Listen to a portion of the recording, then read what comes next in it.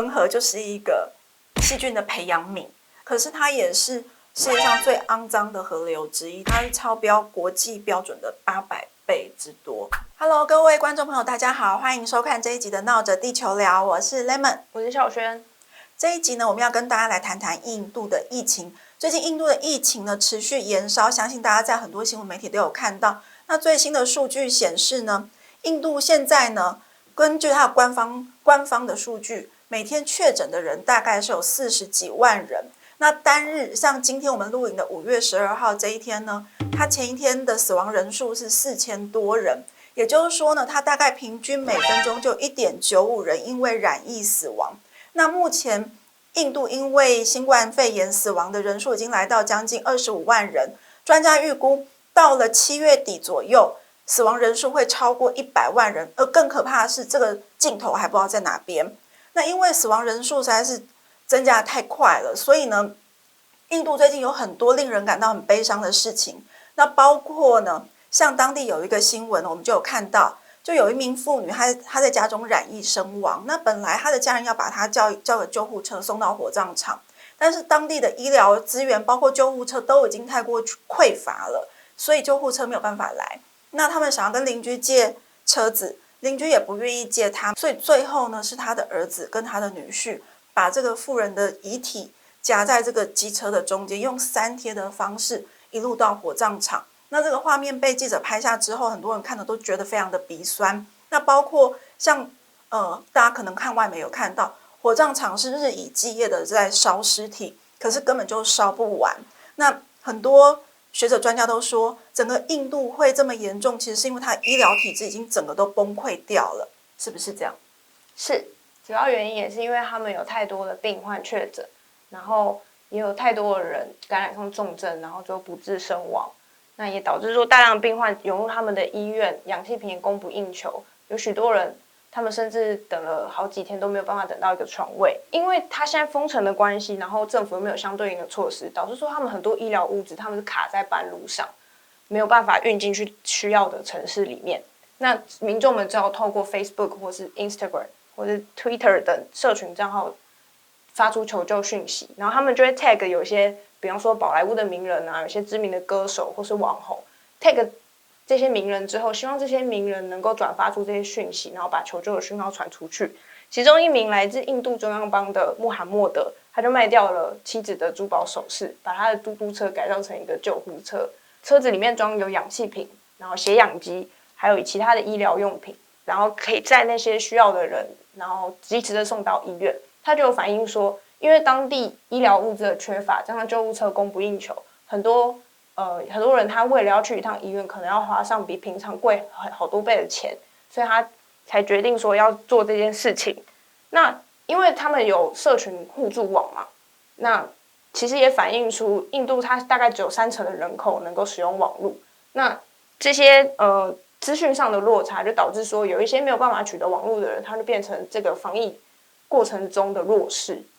而且我记得，就是我这几天看新闻，看到好几个画面都是民众已经被送到医院了，可是根本就没有医生可以来照顾他们。那其实医生也真的很辛苦，因为有一个医生就跟记者说，每天涌进医院的病患就像海啸一样的巨大，他们真的是招架不住。像 CNN 有一个画面我印象很深刻，家属送了家人到那个医院里面，他们等了很久很久，后来他们就拦住一个看起来是医疗人员的人说，拜托救救我的家人，他已经快不行了。然后那个医疗人员跟他说，可是我不是医生。可是最后他还是过去帮忙他们，因为大家都看的还是会不忍会不舍。但即便是帮忙了，最后其实还是很多人就是死在医院，因为即便是送到医院，就像你刚刚讲的，他没有氧气设备，连病床也没有，各种医疗物资都是没有的，就是送到医院最后还是一个等死。但实际上印度它如果只是在讲缺氧气瓶的这件事情上面，他们其实是有生产足够的氧气。那印度根据外媒估计，一天它能够生产大概8500到9000吨的氧气。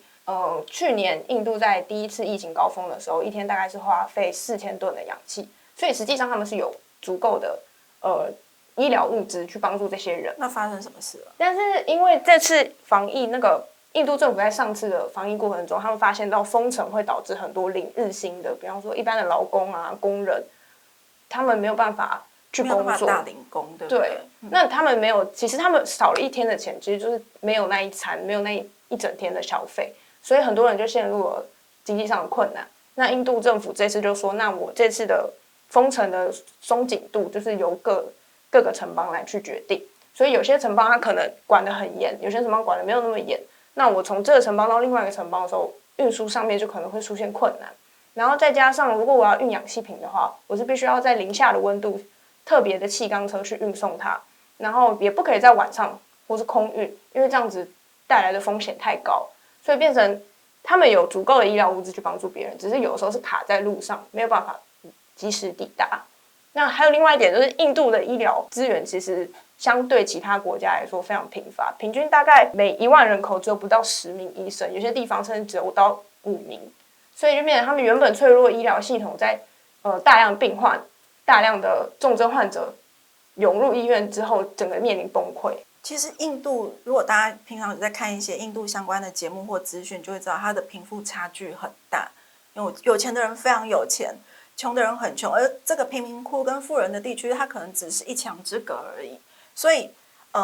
这个病毒的互相的传播是蛮快的。即便是住在富人区的人，那这个病毒这样传播来传播去，它也是很有可能被传染到。像这一次，就是很多染疫的人其实是有钱人，对不对？特别是在孟买，因为孟买它那个贫富差距大，而且他们居住的环境又比较密集。然后，可是，在上一次疫情的时候，穷人他已经应该说经济条件比较差的人，他们已经就是经历过一次那个疫情的洗礼了。所以有一些人他可能已经有了抗体，有一些人他可能就是跟无症状者接触过，或是跟轻症患者接触过，所以他相对来讲，就是这个经济条件较差的人，他反而是较安全那一群人。但是富人们，经济条件比较好的人，他可能就躲在家里，因为封城嘛，那他也有足够的物资、足够的钱去取得他们在封城时间需要的东西，所以他们反而变成相对脆弱的那些人。而且因为去年印度他们算是一度疫情受到控制，所以有不少人，即便他可以负担得起自费疫苗，即便他有资格去打疫苗，他也不愿意去施打，导致说跟台湾很像呢，对吧？就是大家都觉得说，我已经击败这个疫情了，所以其实要不要打疫苗好像也没有差。那印度政府其实印度是制造疫苗的大国，对，因为 AZ 疫苗在亚洲最大制造国就是在印度，那他们自己也是自己本身也生产了很多疫苗，可是他却全部就是把它拿去做疫苗外交，那导致现在他的人民真的疫情在爆发，他们要打也没有得打。应该是还是有机会，但是路透社就有说，他们如果要能够把现在产能大概是8000多万，要提升到每天1000万剂的话，至少要花到2个月以上，因为你还要去购置设备啊，你要去购置原料。然后虽然印度政府它现在是开放说所有的成年人都可以施打疫苗，但是呢，至今大概14亿的人口之中，它只有2600万人接种2剂疫苗，然后整体全国的疫苗接种率不到2%，然后大概只有1.24亿人接种了第1剂。那整个印度要让所有成年人接种的话，大概需要12剂的疫苗，12亿剂的疫苗，那还差非常非常的多。那而且现在因为有钱人大量染疫之后，然后他们以前有钱人是因为他很习惯就是去他们私人的医院去看病，因为有钱人他有钱，他也不想要到跟一般穷人去那种一般的医院。可是现在因为太多人染疫，他即便到私人的医院，他也是没有医疗资源。那这些有钱人以前没有碰过这种状况。对这些有钱人来说，他们以前什么问题都可以用钱解决，旱灾也影响不到他们，水灾也没有，各种那种印度脏乱的环境都跟他们无关，因为都被隔开了。可是这一次病毒是不会看你是有钱或没有钱的人。那这些有钱人染疫之后呢，他们还上演一出逃离大家一起逃离印度的戏码。像我就看那个4月底，因为有一些国家已经开始对印度进行一个封锁。像英国，它就限制不让印度的航班入境，4月底开始。然后印度的有钱人在这之前就疯狂的逃往英国，因为确实也很多印度裔的民众住在英国，对，有钱人更多。那所以呢，他们就开始包私人飞机，大量的逃难到英国去，甚至最后一班飞机是在禁止令生效前的3个小时，他抵达伦敦的机场，就是我就是一定要在这个时候一定要到这样一个奇怪的逃难潮。那很多印度人也就很生气说，你们这些有钱人平常也就在剥削我们，然后事到临头了就只会想要落跑而已。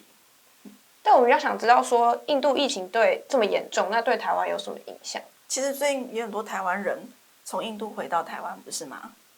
对吧？你说最近撤侨的那个？对啊，不是，就是那个包括我们的外管目前到我们录影这一天，有10个外管的人员，大概是1/5的管员染疫。那其中有2个因为是重症，所以政府包了医疗专机把他们送回来。那原本还要包医疗专机，结果现在是有钱也包不到，因为这些私人的包机的公司，他也不太想飞到印度去了。所以那个政府不是呼吁国人说，你们赶快搭日航的商业航班回到台湾嘛？所以前几天有29个人回到台湾嘛。对，那其中有3个人就出现症状。那陈时中也有说，未来可能从印度回来的侨胞会更多，所以这些确诊人数应该就从印度回来的境外确诊人数也会在攀升。那我记得就是我们没有办法去包机撤侨的原因，也是因为我们刚好华航也爆发了一些疫情，所以大概有300位机师在检疫中，所以就比较没有那个能力去达成这个任务。对，没错。那其实除了说台湾我们的外管受到影响，那当然外管目前他们的说法是说，他们还是不会关闭印度的那个外管，因为这个葛宝轩大使有说他会奋战到最后一刻，毕竟在当地可能还是会有一些台湾籍的旅印人士会留到最后。那外管本来就是要服务这些人的，所以他们有说他们会坚守到底。但我觉得另外一个可以关注的一个重点是说，其实它这个疫情啊，除了说影响印度当地之外，那现在也是扩散到其他国家，那甚至还有传出说可能会影响苹果的产能，对不对？因为当地那个鸿海在那边有一个在清奈的一个工厂，它就是主要是生产 iPhone 12的手机。那因为里面路透社有引述内部消息说，大概有100名的人已经接受病毒筛检，然后呈阳性，所以工厂就开始实施比较严格的出入限制，就是你只能出去，不能再进来。那他们会保留一部分的产能，然后预计的话大概会缩减到50%。那这影响其实很大啊。因为对它影响主要是因为 iPhone 它在去年的时候，因为中国它也爆发大规模疫情嘛，它就有考虑到，就是说，那我可能要减低对中国生产链的依赖，所以就把部分的那个生产厂然后转到印度去，所以没想到印度这次又爆发疫情。我觉得这就是一个这个疫情比较狡猾的地方，其实真的很难掌握它，因为不管像是我们台湾现在也是爆发大规模的，就不能说大规模，社区感染。那印度其实在去年他们的疫情控制相对来说是很不错的，依他们的人口数以及他们的卫生条件来说，它其实是控制的很不错。其实在3月之前，每天的确诊人数大概就是1-2万人左右，所以他们的总理莫迪有在年初的时候有宣示说，我们已经打败了新冠病毒。但是呢，有1-2万人呢。但你就相较于它将近14亿的人口，其实算是控制的还可以的，而且它的卫生条件啊等等，它又是一个第3世界国家，就看起来没有那么好的环境之下，它其实算是相对控制不错。就也没有想到说，既然这个4月开始整个就是一发不可收拾。是不是中间他们办了一个很大型的宗教活动啊？大壶节。对，所以他们那个大壶节就吸引了大概900万人去参与。然后，而且他从因为他12年才办一次，对不对？所以才会是很大很大的盛典。而且大家应该对恒河有印象，恒河被称为，当然它是印度的圣河，可是它也是世界上最肮脏的河流之一。它的细菌数据，我记得我看过一个数据，它是超标国际标准的800倍之多。那如果我看过一些纪录片的话，应该可以知道说，印度人会因为它是圣河，所以他们会在里面洗澡啊、刷牙啊、洗衣服啊。可是同时，他们也会把骨灰啊，甚至是遗体就抛在里面。所以呢，整个恒河就是一个细菌的培养皿。那你在一个疫情这么严重的时候，让上千万人挤在这个肮脏的河里面，细菌培养皿里面，大家挤在一起，人挤人，而且都没有戴口罩。然后就变成超级传播者，是每一个人都是超级传播者。这之后就一发不可收拾。因为这次那个大壶节开始5天之后，大概就2000人确诊，那就是一传十，十传百。但是官方就是不愿意提前结束，因为对于那个印度总理莫迪来说，他主打的就是印度民族主义，印度教的信徒就是他很重要的支持者。所以对他来讲，如果我今天我为了防疫，然后取消了这个12年才办一次的重要活动的话，那可能会让宗教领袖或是很广大的信徒就会对他的支持度就下降。就像我们台湾在现在疫情还没有结束的时候，坚持要办妈祖绕境是一样的道理呀、对吧？就是宗教领袖他们手上握有一大群支持者，而这群支持者是会影响到政治人物的，所以政治人物也很难随便的就喊卡。可是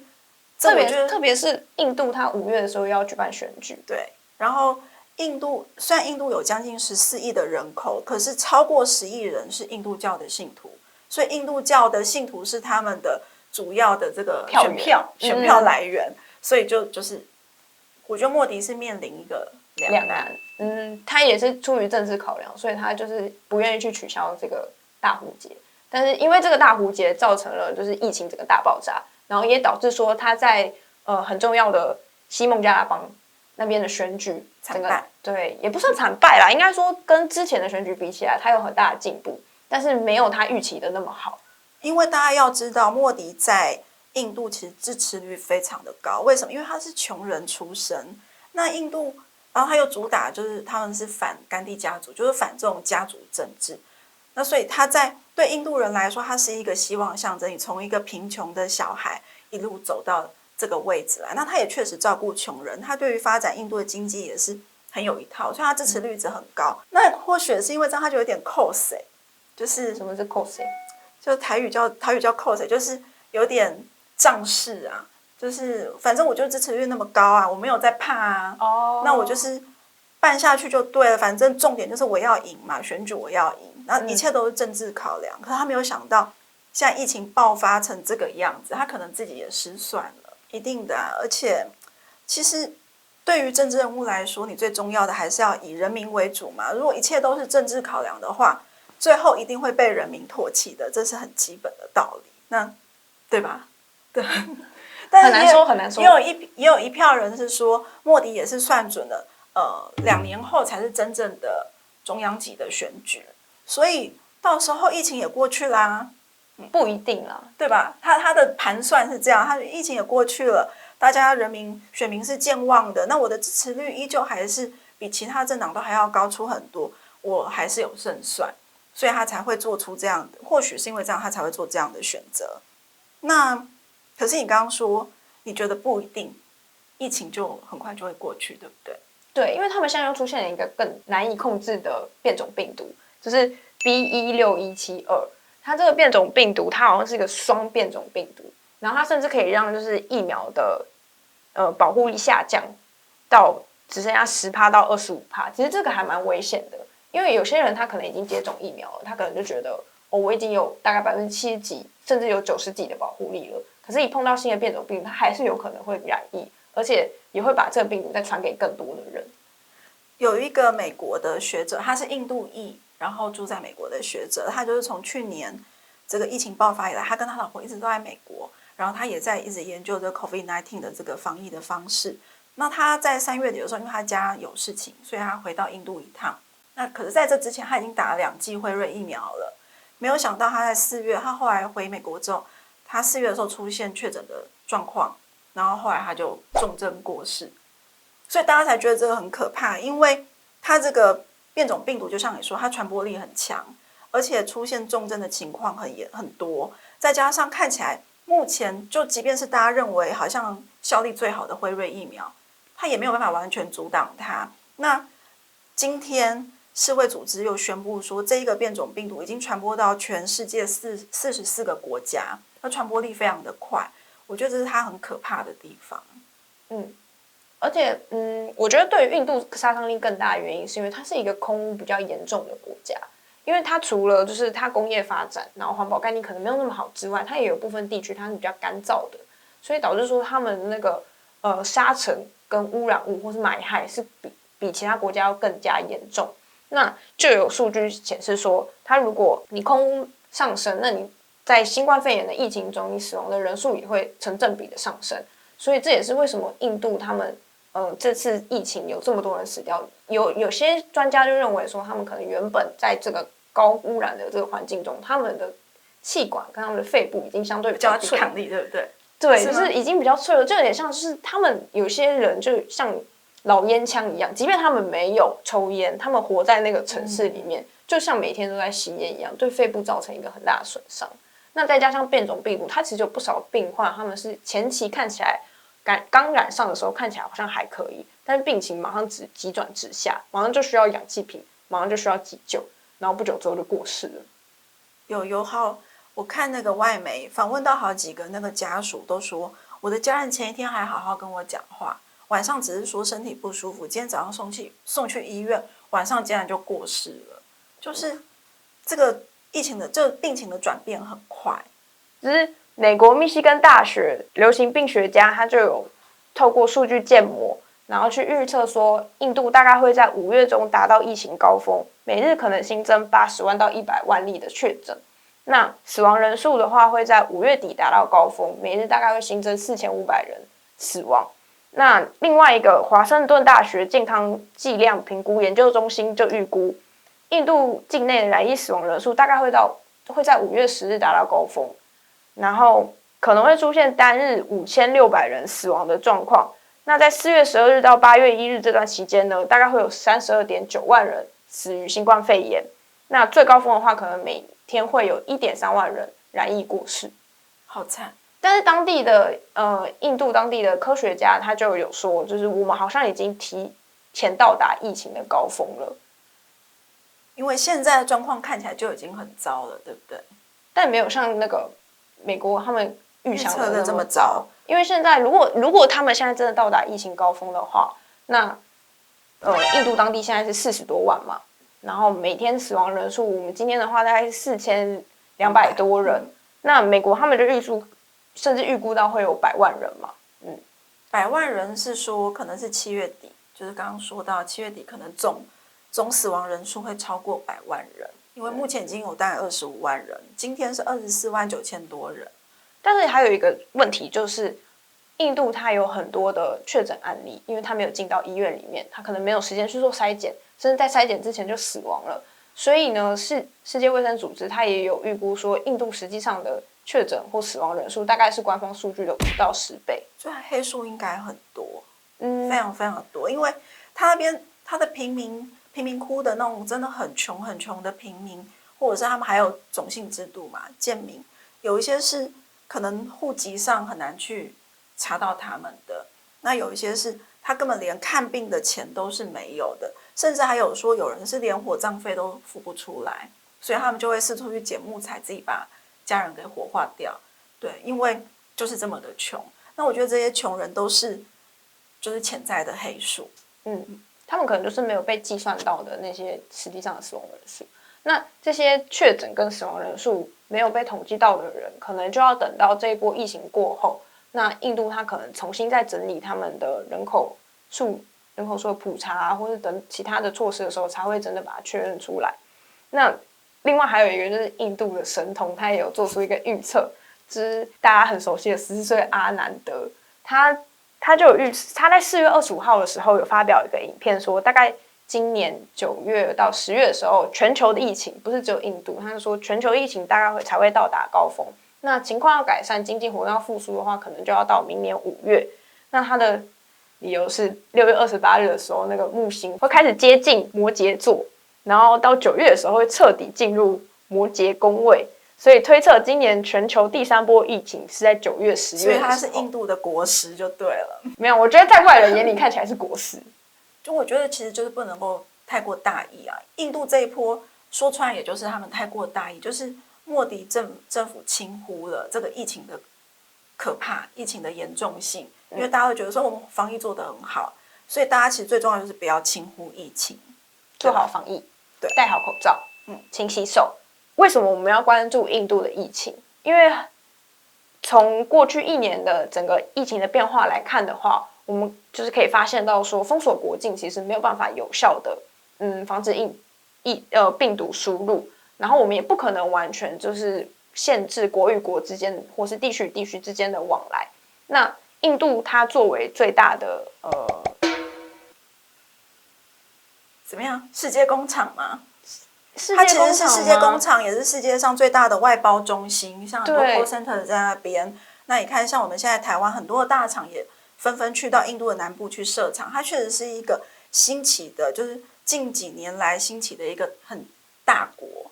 我想说的是，就是有很多人是那个印度裔的移民啦，是，很多到处都有。以前不管是在美国或者在英国、欧洲，其实都可以看到很多印度人移居到世界各国去。那因为他们有很多印度裔的移民嘛，所以各国的那个去年的防疫政策看起来，就是即便疫情再怎么严重，我都会允许有本国国籍的公民进入我的国家嘛，还是会让他们通行。所以就是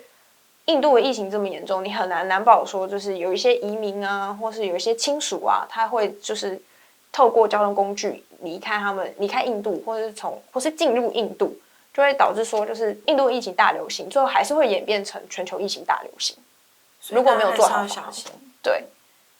好，那么好好的，大家保重健康，健康第一。米娜嫂，我们下周再见，拜拜。